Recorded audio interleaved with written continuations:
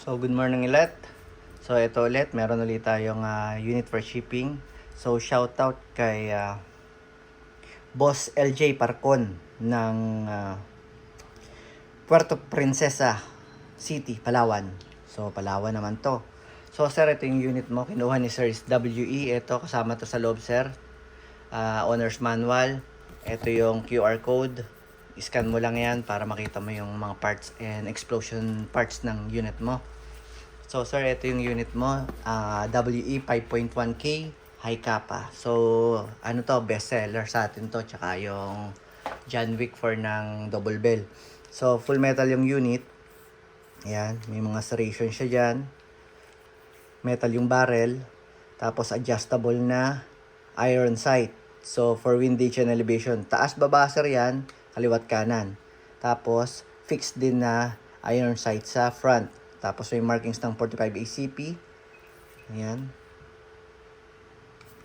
So, tingnan natin kung nakalub siya. First time kasi ni Sir mag-airsoft. So, try natin, no? Bah. Ayun. Nakakalang pala. So, pagka doon mo itatapat sir sa maliit na ano na yon na na parang curve na yon. Pag nakatapat na siyang ganyan, hawakan mo lang, ipigilan mo muna, tapos dito sa likod merong bilog, ayun. Pindutin mo lang yan. Okay, pag umangat na, kunin mo lang, tapos dire-diretso mo na siyang makukuha. Lub naman pala. Basa naman sir. Sige, dagdagan na natin.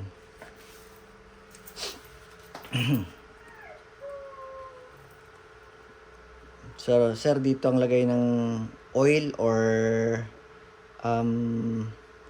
petroleum jelly. Huwag po kayong gagamit ng WD-40.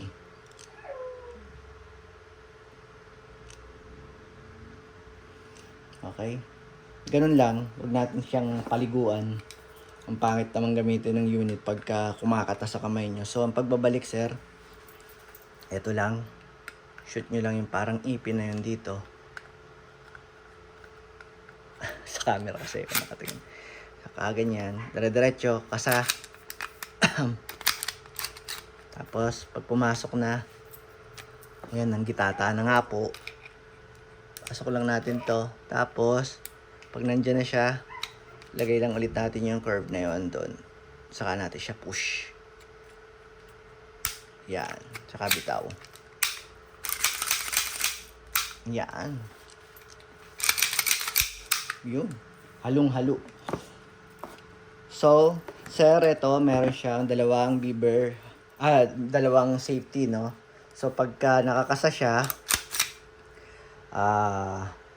pag nakataas ito, hindi mo siya makakalabit. Kailangan nakababa. Ngayon, hindi mo rin siya makakalabit pag hindi mo to hindi naka-grip yung kamay mo dito. So, kailangan naka-grip ka, tapos nakababa to. Para makalabit mo siya. Kasi pag nakataas to, at naka-grip ka dito, hindi mo rin siya makakalabit. Kailangan nakababa to. Okay, sir? Ambidextrous, kaliwat kanan. Kung kaliwete ka, pwede dito. Kung kanan, pwede dito. Okay? So, beaver tail safety. Tapos, ambidextrous na manual safety. Tapos, threaded din ang outer barrel. At saka, meron din siyang under railings for accessory attachment. So, full metal yung unit. Ito lang ang polymer sa kanya. Okay? Sir, ganito naman ang paglalagay ng magazine. Ng BBs. So, hatak lang to, sir. Wag nyo pong bibitawan, ha. Ito, hahatakin nyo ng kuko nyo. Huwag niyong bibitawan kasi pag nabitawan niyo to, nababasag to. Okay, pakiingatan po. Ayan, pag nahatak na, may malaking siwang dyan. Hulugan lang natin.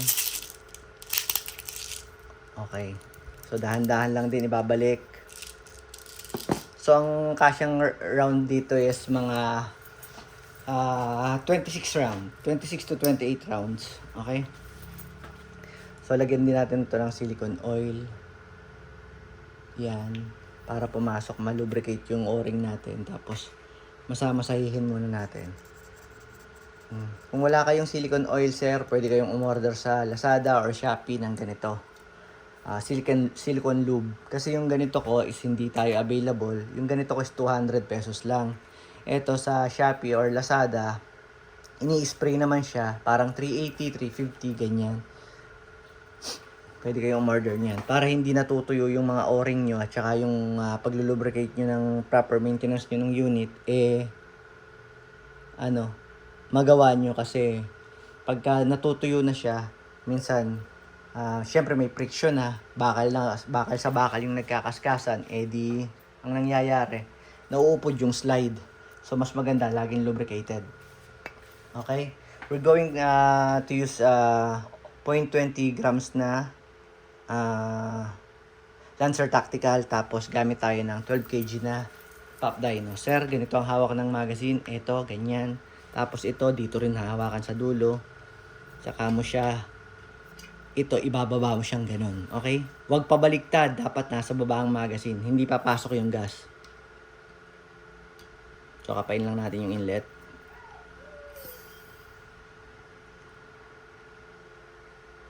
Okay. So, check ng leak.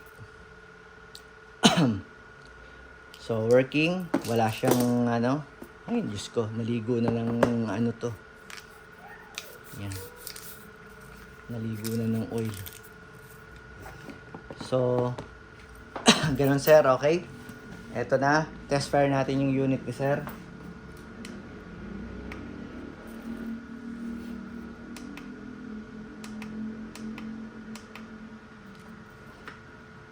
So, malakas dapat ang insert ng magazine, sir. Huwag niyong i-baby. Pagka pasok ng magazine, malakas. Kasi pagka hindi niyo nilakasan, minsan hindi kumakalang yung magazine na to, yung latch na to dito sa mag catch, nahuhulog. Pag nahuhulog, nakukupi pa, pwede pang mabasag tong magazine base plate nyo. So, malakas dapat. Tapos, laging trigger finger out. Ilalagay nyo lang yung finger nyo pag kakalabit na kayo ng barrel. Kahit di nakakasa, lagi yung tandaan na nasa labas lagi yung trigger finger natin. Tapos pagkasa nyo, bitaw. Kasa, bitaw. Huwag nating isusunod pang ganun. Aalalayan natin yung slide, bumalik. Pwedeng mag-jam yung unit, magiging doble pa yung bala, o kaya maghang yung mismong chamber niya. Kakalang pa yung bala. Kaya basta hatak, bitaw. Okay? So, firing natin. Test natin yung unit ni sir. 5.1K WE high kappa. 553. Lakas. So, ubusin natin. So, out of the box, meron siyang 553 FPS. Okay?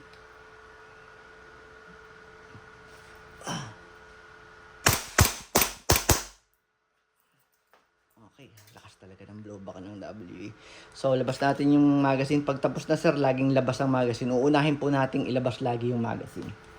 Tapos, kasa. Habang hinahatak, ibaba natin tong slide catch. Tapos, bitaw. Okay, tapos i-rest natin lagi yung hammer by pressing the trigger. Maraming salamat, Sir LJ Parcon ng Palawan, Puerto Princesa. Thank you.